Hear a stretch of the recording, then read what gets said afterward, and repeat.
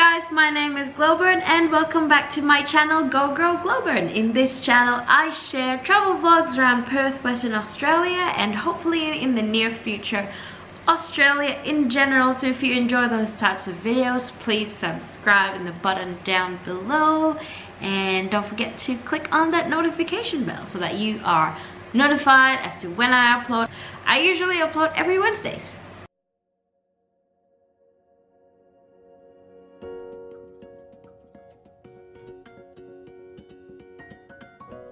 So today's video is going to be the top 15 things you can do at Fremantle, or probably what to do on a day trip to Fremantle. Fremantle is a beautiful city located south of the city of Perth. Fremantle is a port city with an old world charm. There's lots of old buildings and it just has its own vibe to it. It's beautiful and it's fun. And there's a lot of things to do. So I'm gonna give you 15 places you can visit in Fremantle for a day trip. So most people will start their visit to Fremantle at the Fremantle station, and my goodness, I love this building. It's so pretty. I'm sorry, I'm just a nerd. I love looking at old buildings and I don't even have a single clue about architecture. So you can purchase a 2-zone ticket from the city of Perth and come to Fremantle by train, or if you have a car or are renting a car on your visit, then you can drive to Fremantle. So first up on our list we have the Fremantle Prison. So the Fremantle Prison is actually listed as a World Heritage Site, and this prison is entirely built by the convicts that first came to Perth, Western Australia. So if you're one of those people who are so into history like I am, you can come to this place, and they have 3 tours, I believe. One that we did in a previous vlog that I'm gonna link up the cards, and as well as the description down below. It was so much fun, so interesting. The tour guide takes you inside the prison and tells you all about the history and what happened there. And there's also other tours that actually guides you into one of the tunnels that the prisoners dug to try to escape. And that is very interesting. I've never done that. I would like to do that sometime. Number 2 on this list is the Way Maritime Museum. This museum has an entrance fee. I can't exactly remember how much it was, but this museum showcases boats of different kinds, or different boats that have passed by this area, or those that have been used by the Aboriginal people. Lots of different kinds of boats. And also in this museum you can pay for an extra tour to actually go inside a submarine. Man, it's so cool. I will link those vlogs up in the description box below, so go check them out. It was so much fun doing that. Number 3 and number 4 are markets. So the first one that I'm going to talk about is the Fremantle Markets. I love markets. I just love the buzz and people just having fun, exploring and eating, and the music and the people that are busking. I just love the vibe and atmosphere. The Fremantle Markets is one of my favorite places to go to Fremantle. Here you can buy souvenirs, try different kinds of food, enjoy music from buskers, and just have a lot of fun. The next market that I'm going to share with you is called the E-Shed Markets. This is located at the E-Shed. So it's in like a group of warehouses, and each shed is actually labeled with different letters. I believe it's next to the B-Shed. The B-Shed is where the Rottnest ferry from Freo goes to Rottnest, and that's where they operate. So I think it's like just across the street from the B-Shed. So it's pretty much very similar to the Fremantle Market. So just a lot of stalls with different souvenirs, different things that you can buy that you can only find in Australia, I would like to say. And food, really good food, and really good coffee as well. Bear in mind that these markets are only open Fridays, Saturdays, and Sundays, as well as public holidays. Number 5 on the list is the Shipwreck Gallery. So this is a museum of shipwrecks that have been found on the coast of Western Australia. And I really like this one in particular. Like, I would say this museum is one of my favorites. It could be like at the very top of that list. This is all because of the replica of a part of the ship called the Batavia. I'm gonna link that vlog in the description box below, as well as the cards up above, so go have a look. Entry to this museum is via gold coin donation. Number 6 on this list is Little Creatures Brewing. This place serves awesome food, good for lunch as well as dinner, and they brew their own beer. I love coming here because of the vibe, the music. It's just an awesome place to have lunch and take a break from exploring for you. If you want to have a little snack while you're exploring Fremantle, then you can try Chiarellas. I'm not really sure how to say that because it sounds Italian. Maybe it's pronounced Chiarellas, I am not sure. I just say Chiarellas. So this is a fish and chip shop.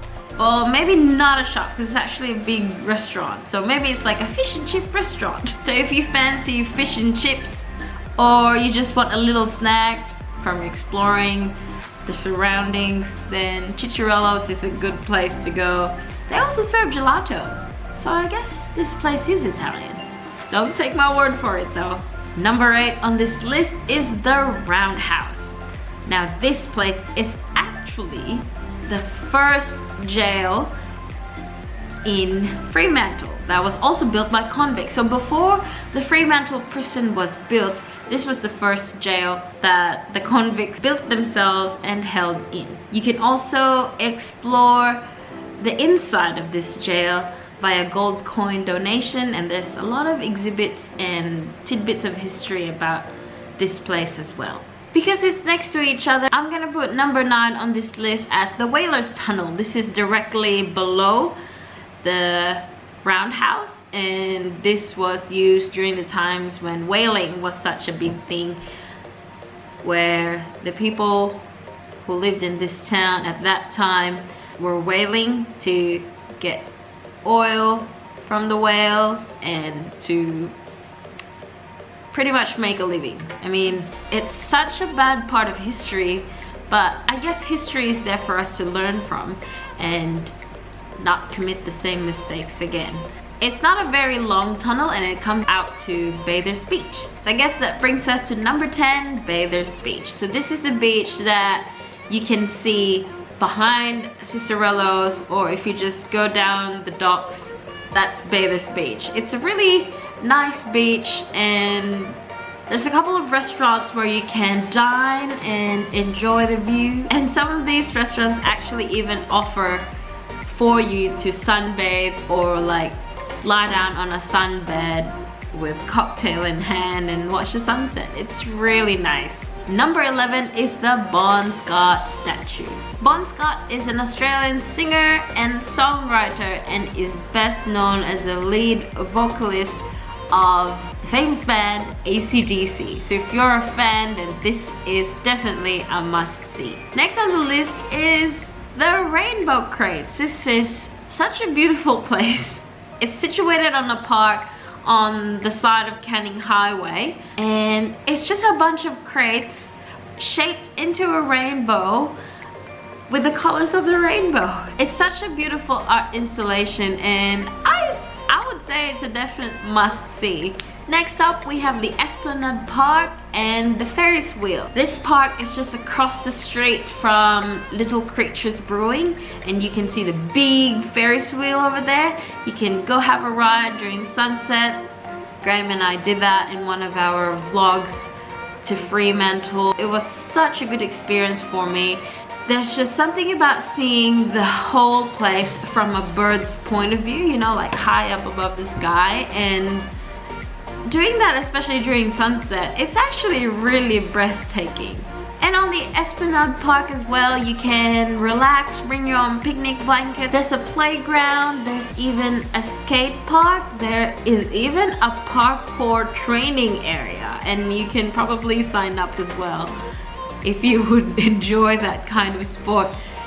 It's very interesting. There's a lot to do in this place, or you can just relax by the trees. There's really, really tall, I'm not sure what kind of trees they are. They look like pine trees to me, and they look so beautiful. Next on the list, we have St. Patricks Basilica. So this is a Catholic church, or is it an Anglican church? I'm not really sure. But it is a church, and the outside of it looks really beautiful with stained glass windows, and the architecture is just really olden time architecture. I can't really tell you the year it was built, but it looks so beautiful. I tried getting into the church, but the doors were locked. Probably because it was 4 o'clock and it was already closing time. I'm not sure.